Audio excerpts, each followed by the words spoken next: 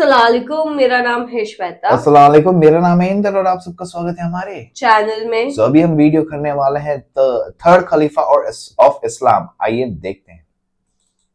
जैसे हजरत उमर हमला किया गया, हजरत उमर जमीन पर गिर गए और उन पर हमला करने वाला फिरोज मस्जिद से भागने लगा, लेकिन जैसे ही मुसलमानों ने उसे पकड़ लिया, फिरोज ने उसी खंजर से अपना गला काट दिया। जिसके बाद मुसलमान हजरत उमर को उठाकर उनके घर लेकर आए, लेकिन घर पहुंचते जब उन्हें खजूर का पानी और दूध पिलाया गया तो वो उनके मैदे में जाने के बजाय उनके जख्मों से बाहर आने लगा। यह देखकर हजरत उमर के डॉक्टर ने उन्हें कहा कि या अमीर अल मोमिनीन, अल्लाह को याद करें, क्योंकि अब आपका जिंदा रहना इम्पॉसिबल है।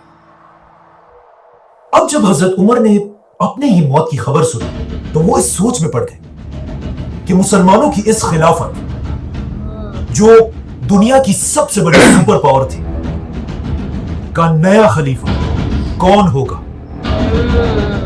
तो अब हजरत उमर से उनके मिनिस्टर्स, जनरल्स और बड़े बड़े सहाबा आकर मिलने लगे और सब मिलकर हजरत उमर को इस्लाम के तीसरे खलीफा के बारे में अपनी राय देने लगे। तो सबसे पहले एक आदमी ने हजरत उमर को अपनी राय दी कि या अमीरुल मोमिनीन, आप दुनिया के इतने बड़े खलीफा हैं और दुनिया का रिवाज यह है कि हर बड़े बादशाह के बाद उसी का बेटा बादशाह बनता है। तो अब आप भी अपने बाद अपने बेटे अब्दुल्ला बिन उमर को मुसलमानों का नया खलीफा बनाए।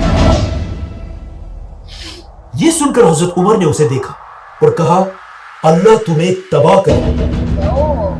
अफसोस है तुम्हारी इस सोच पर।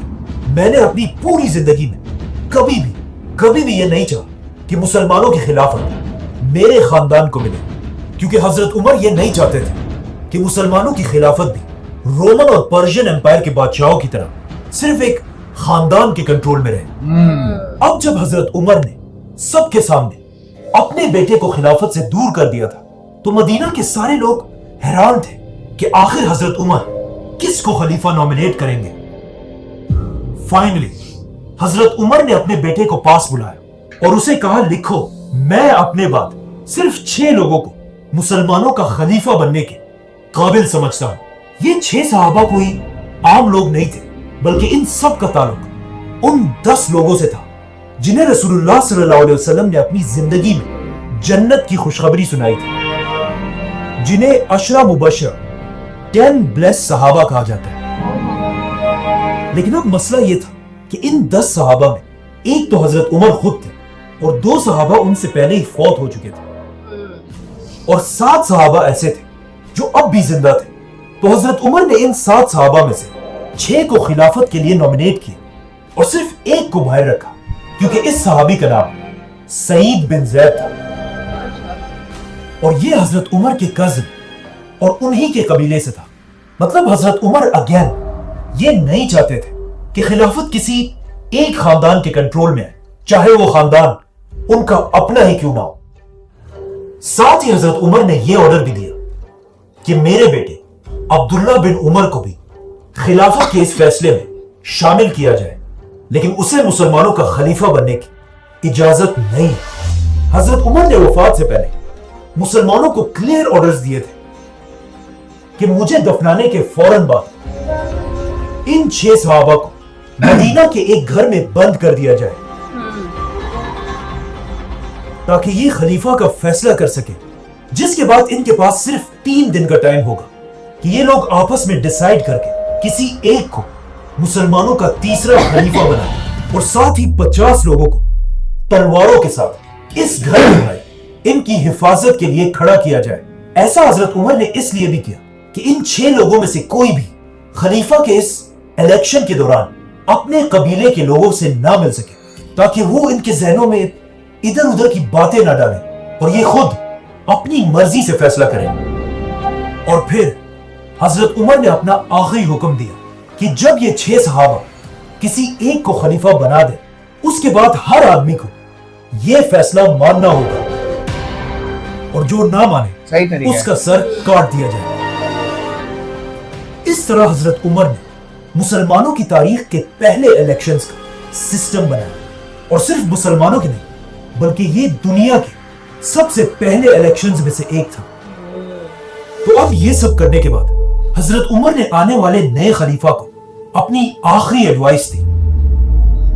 اے مسلمانوں کے نئے خلیفہ,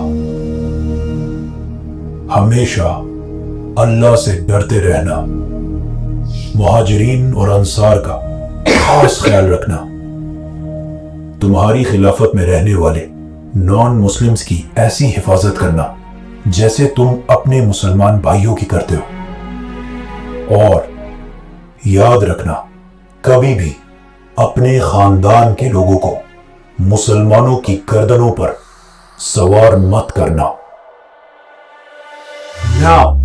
جیسے ہی حضرت عمر کو دفنایا گیا, یہ 6 صحابہ مدینہ کے ایک گھر میں جمع ہوئے اور حضرت عمر کے آرڈرز کے مطابق اسلام کے تیسرے خلیفہ کا فیصلہ کرنے لگے. اب اگر ان 6 صحابہ کی لائفز کو غور سے دیکھا جائے تو ان میں سے 3 صحابہ ایسے تھے جو حضرت عمر کے دور میں فوجی جنرلز تھے, اور باقی 3 ایسے تھے جو سیویلینز تھے. تو جیسے ہی ووٹنگ شروع ہوئی, ان 3 فوجی صحابہ نے اپنے آپ کو خلافت کی ریس سے باہر کر دیا اور اپنا ووٹ باقی 3 سیویلین صحابہ کو دیا, جس میں سب سے پہلے زبیر رضی اللہ تعالیٰ عنہ نے اپنا ووٹ حضرت علی رضی اللہ تعالیٰ عنہ کو دیا. حضرت طلحہ نے اپنا ووٹ عثمان رضی اللہ تعالیٰ عنہ کو دیا, اور سعد بن ابی وقاص رضی اللہ تعالیٰ عنہ نے اپنا ووٹ عبد الرحمن بن عوف کو دیا. تو اب خلافت کے لیے صرف 3 نام باقی رہے, عبد الرحمن, عثمان اور علی رضی اللہ تعالیٰ عنہ. یہ دیکھ کر عبد الرحمن بن عوف نے کہا کہ دیکھو, میں بھی مسلمانوں کی اس ایمپائر کا خلیفہ نہیں بننا چاہتا, جس کے بعد آف کورس خلافت کے لیے صرف 2 نام باقی رہے, عثمان اور علی. اس وقت عثمان رضی اللہ تعالیٰ عنہ کی ایج آلموسٹ 70 سال تھی, جس کے مقابلے میں حضرت علی کی ایج صرف اور صرف 45 ایئرز تھی. مطلب حضرت عثمان حضرت علی سے تقریباً 25 سال بڑے تھے. اور ان دونوں میں مسلمانوں کا خلیفہ کون ہوگا, یہ فیصلہ حضرت عبد الرحمن بن عوف نے کرنا تھا, کیونکہ انہوں نے ابھی تک اپنا ووٹ کسی کو نہیں دیا تھا. اب جب مسلمانوں کا نیا خلیفہ چوز کرنے کی ساری طاقت عبد الرحمن بن عوف کے ہاتھ میں تھی, جو ایک بہت بڑی ذمہ داری تھی, تو اب اس کا فیصلہ کرنے سے پہلے عبد الرحمن بن عوف رضی اللہ تعالیٰ عنہ مدینہ کے بڑے بڑے صحابہ کے پاس گئے اور ان سے ان کی رائے پوچھی, جس کے بعد وہ مسلمانوں کی فوج کے کمانڈرز کے پاس گئے, ان کی بھی رائے لی, اور خلیفہ کے اس ڈیسیژن میں عبد الرحمن بن عوف نے مدینہ کے عورتوں سے بھی مشورہ کیا. اسی طرح عبد الرحمن بن عوف مدینہ کے یوتھ اور ایون غلاموں کے پاس بھی گئے کہ اسلام کا نیا خلیفہ کس میں ہونا چاہیے. تو اب ان سب لوگوں سے ملنے کے بعد عبد الرحمن بن عوف کو یہ بات کنفرم ہو چکی تھی کہ پورے عرب میں حضرت عثمان اور علی رضی اللہ تعالیٰ عنہ سے زیادہ کوئی بھی خلافت کا حقدار نہیں ہے. لیکن ان سب لوگوں سے بات کرنے کے بعد عبد الرحمن بن عوف نے نوٹ کیا کہ عرب کی عوام میں حضرت عثمان کی پاپولیرٹی حضرت علی سے تھوڑی سی زیادہ ہے, اور ایسا اس لیے تھا کیونکہ حضرت عثمان ایک صحابی ہونے کے ساتھ ساتھ اس خلافت کے سب سے امیر آدمی بھی تھے, اور مسلمانوں کی اس پوری خلافت میں اپنی جنراسٹی اور سخاوت کی وجہ سے مشہور تھے, جس کی وجہ سے عرب کے عام لوگ حضرت عثمان کو بہت پسند کیا کرتے تھے. اس کے علاوہ ایک پوائنٹ یہ بھی تھا کہ اب تک حضرت عمر اپنے 10 سال کی خلافت میں ایک بہت ہی سخت خلیفہ تھے, اور انہوں نے اپنے 10 سالوں میں بہت ہی اسٹرکٹ رولز بنائے تھے. لیکن حضرت عثمان کے بارے میں یہ مشہور تھا کہ یہ حضرت عمر سے بالکل اپوزٹ ایک بہت ہی نرم دل انسان ہے, اور حضرت علی کے بارے میں سب کو پتا تھا کہ وہ بھی حضرت عمر کی طرح ایک سخت خلیفہ بنے گا. یہ دیکھ کر حضرت عبد الرحمن بن عوف عثمان رضی اللہ تعالیٰ عنہ کے پاس گئے اور ان سے پوچھا کہ तुम्हारा क्या ख्याल है, अगर तुम मेरी जगह होते तो किसको खलीफा बनाते? जिस पर हजरत उस्मान ने कहा कि मैं अली रज़ियल्लाहु अन्हु को मुसलमानों का खलीफा बनाता।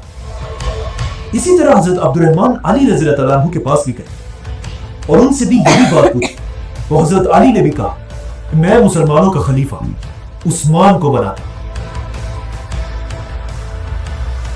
जैसे ही 3 दिन पूरे हुए, मदीना के सारे मुसलमान फजर की नमाज में मस्जिद नबवी में जमा हुए और इस बात का इंतजार करने लगे कि मुसलमानों का नया खलीफा कौन होगा।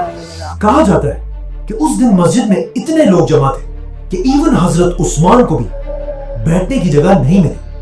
वो मस्जिद के सबसे आखिर में जाकर बैठे। नाउ पूरी मस्जिद खामोशी से तीसरे खलीफा के नाम का इंतजार करने लगे। तो अब्दुर्रहमान बिन औफ इन सब के सामने खड़े हुए और एक लंबी दुआ करने के बाद सबसे पहले हजरत अली को अपने पास बुलाया और उनका हाथ पकड़कर पूछा, अली, क्या तुम अल्लाह, उसके रसूल और अबू बकर और उमर के तरीके पर चलोगे? तो हजरत अली ने कहा कि मैं उतना ही कर सकता हूं जितना मुझ में ताकत हो, मतलब I will do my best. जिसके बाद अब्दुर्रहमान बिन औफ ने हजरत उस्मान को अपने पास बुलाया, उनका हाथ पकड़ा और उनसे भी यही सेम बात पूछी, जिस पर हजरत उस्मान ने कहा कि अल्लाह की कसम मैं ऐसा ही करूंगा। आखिर अब्दुर्रहमान बिन औफ ने अपने हाथ उठाए, आसमान की तरफ देखा और कहा, या अल्लाह, खिलाफत की जो जिम्मेदारी आपने मेरे ऊपर डाली थी उसे मैं आज उस्मान के हवाले करता हूं और यही मुसलमानों का नया खलीफा होगा। यह सुनकर सबसे पहले हजरत अली ने उस्मान रज़ियल्लाहु अन्हु के हाथ पर बैत की, जिसके बाद मस्जिद में बैठे सारे लोग हजरत उस्मान के पास आकर उनके हाथ पर बैत करने लगे। तो हजरत उस्मान मस्जिद नबवी में रसूलुल्लाह सल्लल्लाहु अलैहि वसल्लम के मिंबर पर चढ़े और अपनी खिलाफत की पहली स्पीच की, जिसमें उन्होंने लोगों को दुनिया की मोहब्बत छोड़कर आखिरत की जिंदगी की तैयारी करने का हुक्म दिया। ऑलमोस्ट 70 साल की उम्र में खलीफा बनने के बाद हजरत उस्मान ने अपना सबसे पहला हुक्म यह दिया कि मुसलमानों की इस खिलाफत की पूरी फौज और गवर्नमेंट ऑफिसर्स की तनख्वाहों को बढ़ा दिया जाए। और फिर मदीना से हजरत उस्मान ने सारे गवर्नर्स की तरफ लेटर्स भेजे, कूफा, बसरा, दमिश्क, अलेक्जेंड्रिया। इन लेटर्स में हजरत उस्मान ने क्लियर ऑर्डर दिया था कि हजरत उमर तो दुनिया से चले गए, लेकिन मुसलमानों की यह खिलाफत अब भी उसी तरह चलेगी जैसे हजरत उमर के दौर में थी। अब जैसे ये लेटर्स मदीना से इन गवर्नर से पहुंचे तो वो सब इन लेटर्स को पढ़कर हैरान रह गए, क्योंकि पहली बार ये लेटर्स खलीफा उमर बिन खत्ताब की तरफ से नहीं, बल्कि अमीरुल मोमिनीन उस्मान बिन अफ़ान की तरफ से थे। और इस तरह इस्लाम का एक नया दौर शुरू हुआ, खिलाफत ऑफ उस्मान रज़ियल्लाहु। सब्सक्राइब।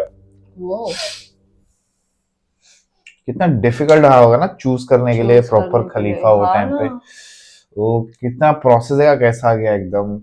बट देखा जाए ना, हमको इनके बारे में भी देखना चाहिए कि इन्होंने आगे कैसे वो अभी आगे अपना- देखेंगे ना आगे के वीडियोस हाँ, में। कुछ क्या गाइस है? कुछ रहेगा तो डू आई होप कमेंट, ये कोई इस तरह के वीडियो रहेंगे जिसमें मे भी हमको आगे मिल आगे जाएगा। पता of course। चले कि इन्होंने अभी ये आगे क्या कैसे किया हैंडल गया, किया yes, है, क्या क्योंकि किया है, of हमने course। थोड़ा बहुत देखा है ये सब चीजें, बट तो बहुत अच्छा वही लगा। अभी आगे के वीडियोस में देखेंगे क्या है आगे। ठीक है, तो बस हमारा चैनल देखते रहना, तब तक के लिए टेक केयर।